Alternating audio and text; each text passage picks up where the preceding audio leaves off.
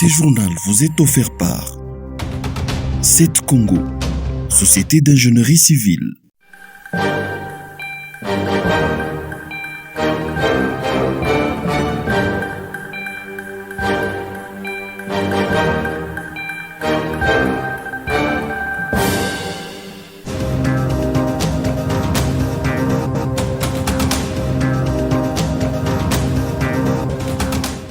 La province du Haut-Katanga tend vers la fin de l'épidémie du choléra. C'est ce qu'a dit le ministre provincial de la Santé, Joseph Sambi-Boulanda, devant la presse le week-end dernier. C'était lors d'une réunion avec les membres du bureau d'âge de l'Assemblée provinciale du Haut-Katanga. Selon le ministre, depuis fin janvier, la province a enregistré 1600 cas et 117 décès. Actuellement, la province du Haut-Katanga compte 60 cas. C'est ici l'occasion de dire à toute la population que le choléra qui a été déclaré officiellement dans notre province le 23 janvier 2024 est en voie d'être contrôlé totalement. Au jour d'aujourd'hui, nous avons un cumul de 1697 cas avec 117 décès. Au centre de traitement de Moura, il y a 0 cas aujourd'hui. À Likasi, nous avons 4 cas. À Kasumbalesa, 13 cas. Au centre de traitement de la Kenya, 23 cas. Et à Kisanga, 13 cas. Pour dire que l'épidémie est en voie d'être contrôlée totalement et que le pire n'est plus à attendre. La zone la plus touchée était le centre de formation militaire Moura de la ville montagneuse de Likasi. Aujourd'hui, elle n'a aucun cas.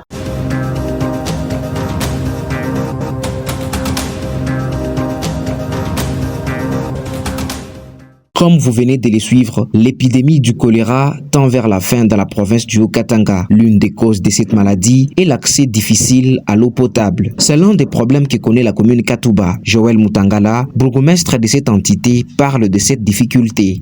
Il y a aussi le problème de desserte en eau potable, puisque la Katouba, il y a beaucoup de points qui ne sont pas alimentés en eau potable. Lorsque les gens utilisent l'eau qui n'est pas potable, c'est-à-dire ils s'exposent à des maladies. Et naturellement, pendant ce temps, c'est le choléra. Mais Dieu merci, nous sommes en train de nous battre pour essayer de contenir cette épidémie. La lutte contre le choléra dans les Haut-Katanga a bénéficié du concours des Médecins sans frontières. Cette ONG est intervenue avec des moyens cliniques et d'hospitalisation ainsi qu'au niveau de la chloration d'eau, ce qui explique la maîtrise de cette épidémie.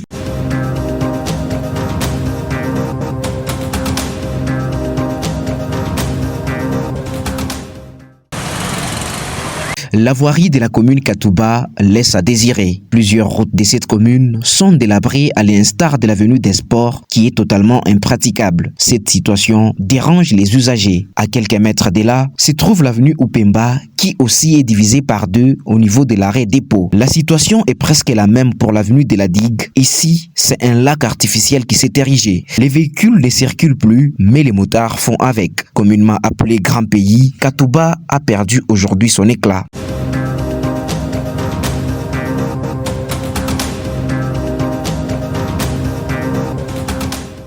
Les habitants du quartier Manomapia dans la commune rurale de Fungurume ont organisé ce lundi un sit-in devant les installations de l'entreprise TFM. C'est la énième fois que ces habitants accusent cette société minière de polluer l'air, l'eau ainsi que l'environnement de leur quartier. Ils affirment que ces maladies sont apparues depuis l'installation de la nouvelle usine TFM. Une femme indique que ses 3 enfants en bas âge ont des éruptions cutanées et vomissements à tout bout de champ. TFM affirme que cette pollution est manipulée par des ONG. Le mois dernier, cette entreprise avait publié un communiqué à ce sujet. Elle nie ces allégations. Les avis sont partagés en ce qui concerne soit la délocalisation de l'usine incriminée, soit la pollution concernée. Le gouvernement provincial du Lualaba a initié une enquête le mois dernier. Ces conclusions sont attendues jusqu'à ce jour.